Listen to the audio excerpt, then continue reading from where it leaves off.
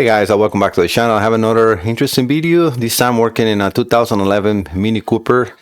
This is from Glenwood in Louisiana. He sent this a couple of weeks or more ago. He sent me first the CAS and then with one key. I said, Larry, I think I'm going to need the DME because of the problem that we have on this car. So he says, yeah, don't worry, I am not there. He was doing a job or something someplace else. They come back, don't worry, take your time and make sure that we can get this done properly. So he now sent everything. I have the DME, the JBE, and everything for these to work. All right, so I have it now, all the setup complete, and I'm actually using now my new system that I got for BMW Mini Coopers. This actually can work for any computers because of the way it's designed. But the nice thing about it is it has already all wiring connectors done for like the OBD port. I also have connected, and you can see here behind me, a JBE. This is my own JBE. I have Glen's computer here and the CAS with its key, and I'm using my own instrument cluster. So it's kind of like a mix, it's a hybrid of what I can do with this setup. So let me move you over to the other camera so you can get to see better. Okay, this is going to be in the way, probably right there, right? Okay, perfect. So as you can see, I created my own harness. So this little short piece in here, it does not come with the system, and I had to actually think about how to make it work, because the way the system is designed to work with the CAS tree is only for like keys and yes, you can do programming and so on for the CAS, but you cannot really see a computer. And I wanted to have everything together, so in one place. Otherwise, it defeats the purpose of having this box, right? So let me power this up. When I power this box has the power here. It has also a selected button in here, which should go from FEM-BDC, CAS4, CAS4 Plus, and this is CAS4 with a SGW, which is the gateway. It has also for a CAS Plus. It has the CAS 1 to 3. Let me just put my glasses on because I can barely see that. They're a little too small for my eyes now.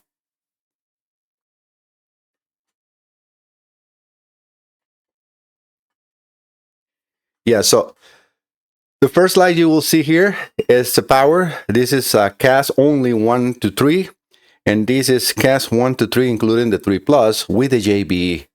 So the reason of having the JBE is if you have the JBE, then you can read full codes. Otherwise, if you only have the CAS connected, you can connect tools like BBDI or so, or Autel Maxi6, the IM608 to do keys and so on, right? But again, that's not what I'm looking for, and the reasons of my videos always.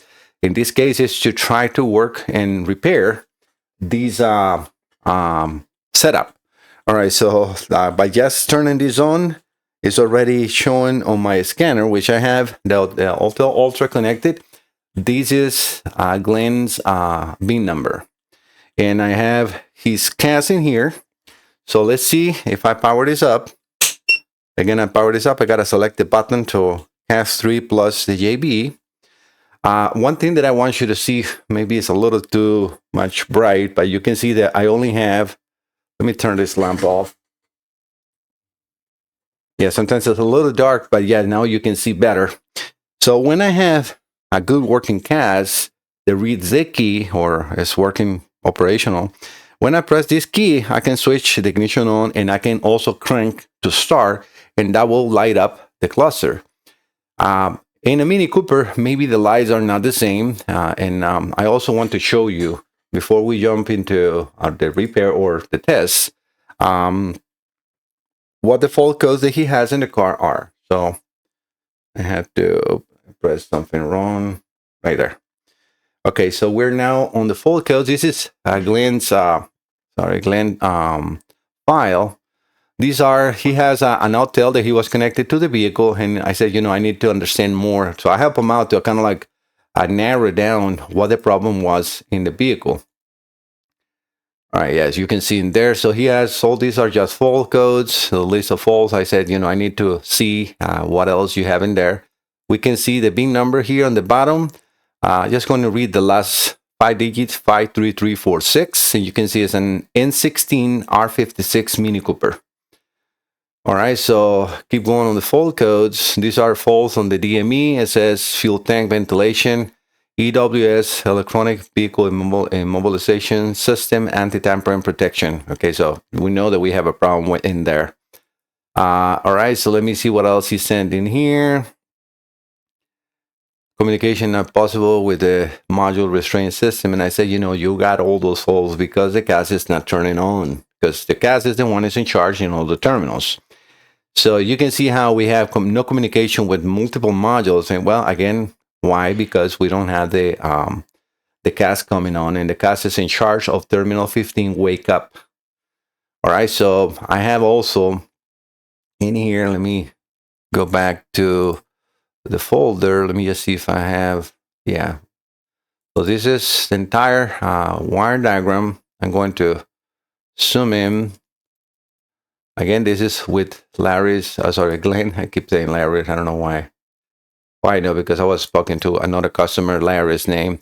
So we can see how the terminal 15 here up in the tab. Let me get a circle box so you can see where I am. So right here, we got the CAS, which is A149A. That will supply the terminal 15 wake up. So it's 15 whoop. That's how it's named. To all the rest, like a steering switch center, the junction box, which is very important. Again, the junction box on this car, let me show it to you.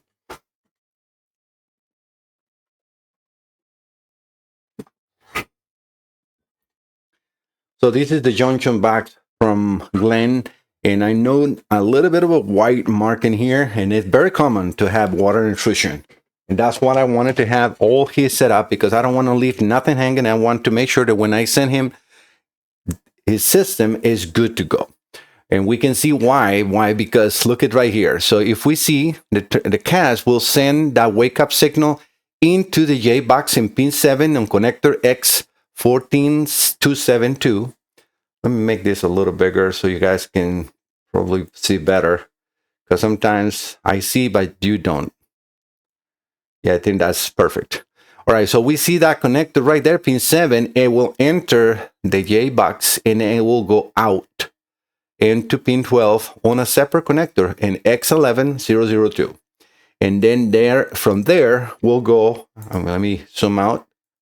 So into the rest of the modules, right? So we have now in here, the rest of the modules. We can see first the transmission, if it's an automatic, then the DME, otherwise it will not come on the DME, right? And then we also have, I'm just going to show you here, the intelligent battery sensor right here. This one here is just another different engines, AM47 and W16 doesn't really work for his setup. The intelligent battery sensor, if it's in the car, well, it says like only in Mini R6, so maybe he doesn't have. Well, actually, it says also and only in Mini R5X. So 5X, that means it's in pin 3, connector X16738. Again, that's the wake up signal. Power steering, if it has an electromechanical power steering, and then the DSC, the dynamic stability control. So you can see how important is to have the whole setup in order to do a test like this, because otherwise, okay, where is the problem, right? So I need to, and that's what I do. I just don't go and work and fix something. I try to go deep and to help a customer to diagnose the car, so when they get it back, it's done. Sometimes it's hard or impossible, right? Depends on the setup, especially on diesel trucks, because they cannot send all the stuff that I need, and I can just correct the computer problem. And I have done that on multiple Cummins, the Ram trucks, where I fixed the computer, but then I send it back, and it's like, Mike is doing the same. I'm like, oh, it's not. It might be the same in the truck, but you can see how, and that's what I record the videos. When I got your computer, it was no communication, and this is the reason also that I do these videos. Why? Because I want to show you and the customer not working. Very important, because it's a lot of, people that think that, okay, this has to solve my problem. And I'm very specific always. I can correct your computer, but I cannot repair your car. So what is wrong in the car, what is wrong in your boat is for you and your mechanic to correct. And the same thing that I always put in my warranties disclosures, if the module is burnt or water damage, it will not be covered under warranty. Why? Because the computers in any modules are like a very expensive fuse, right? If you don't correct a short that is on the vehicle, it will short back again and it will burn an already repaired module. And that's what I do again, the videos, right? All right, let's go back to this view.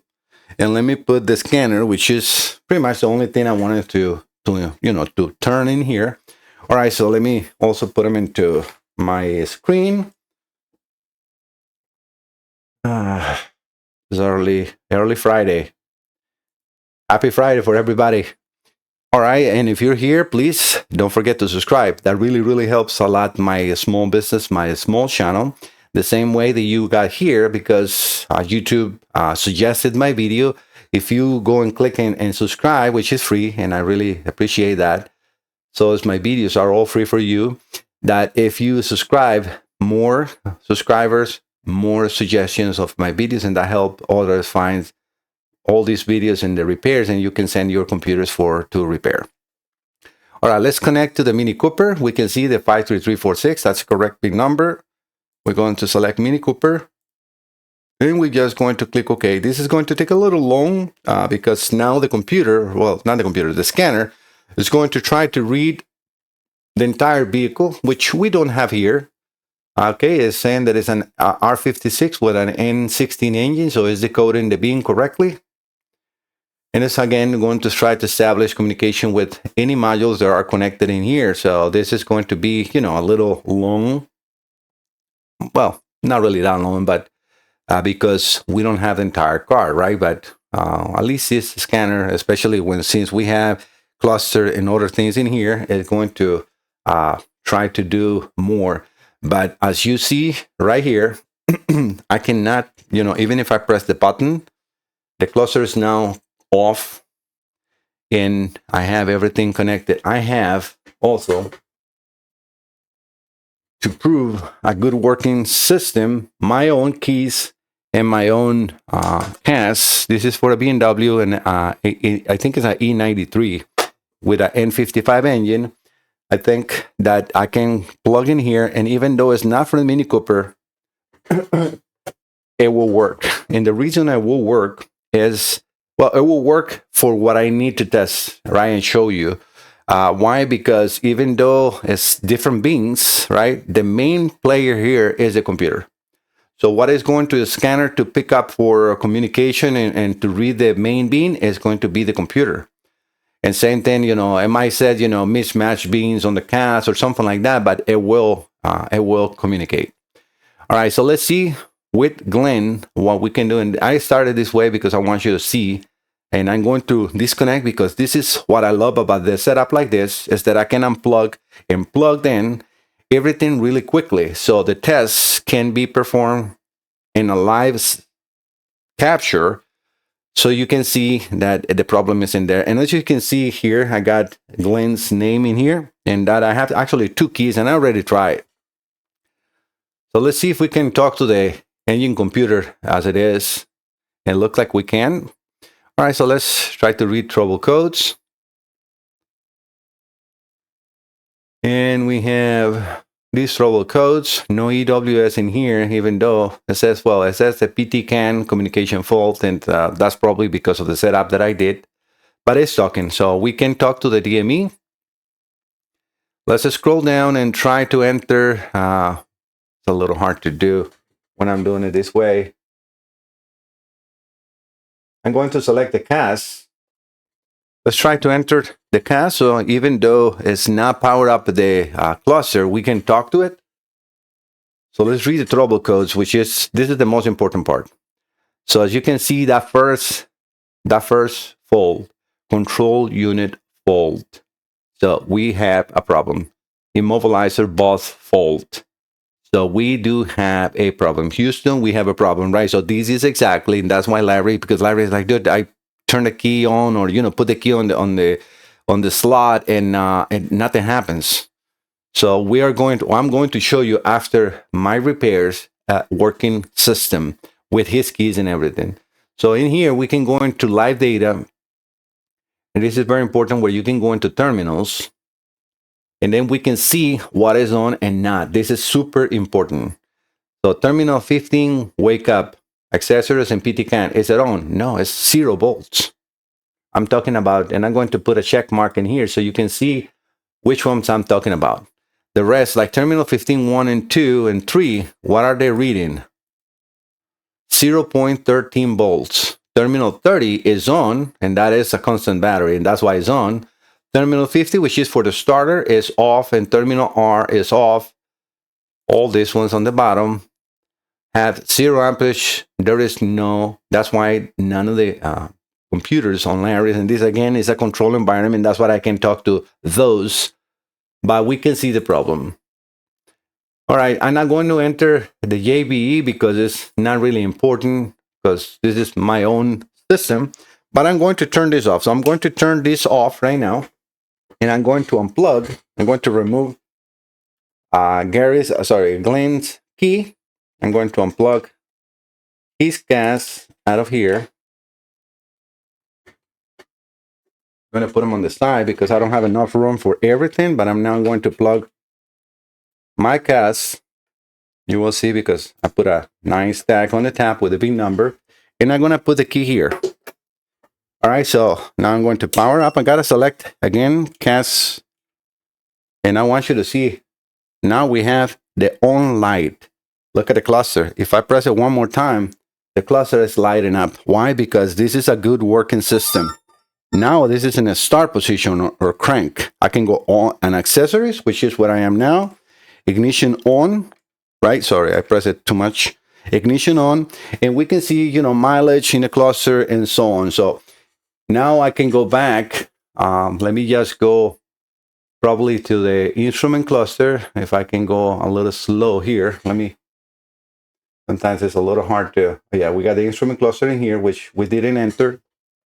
Going to move this a little bit here so you can see. So in the instrument cluster, I just going to go over to the tests, the active tests. I'm going to go into general, and I want you to keep an eye on this needle right here is the fuel.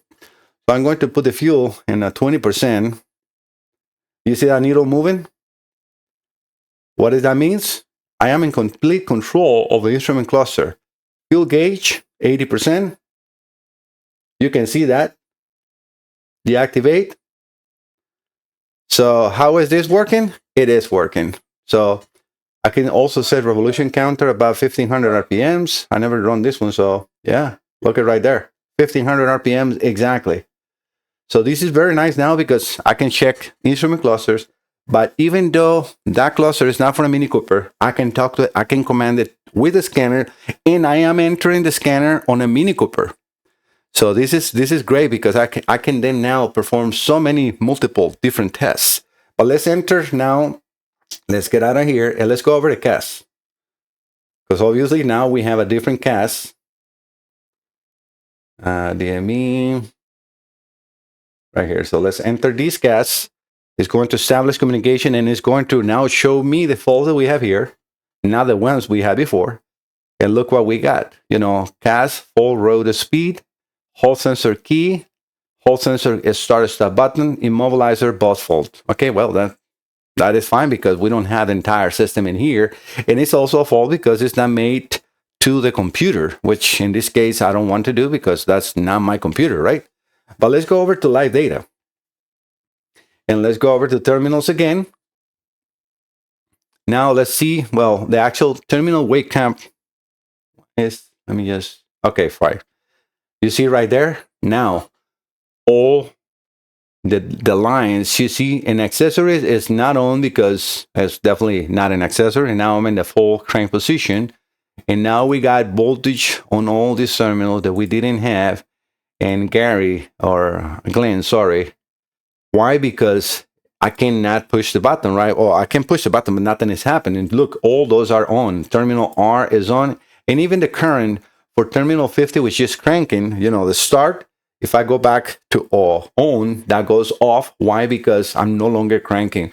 But even now, I can do all these tests So what I want you showed in this first part is what I can do and reproduce Glen's concern, and then when it's repaired, show you a full working computer, and now I can start and put RPMs and do everything that we're doing as we're doing with my own setup. All right, guys, this will be first part.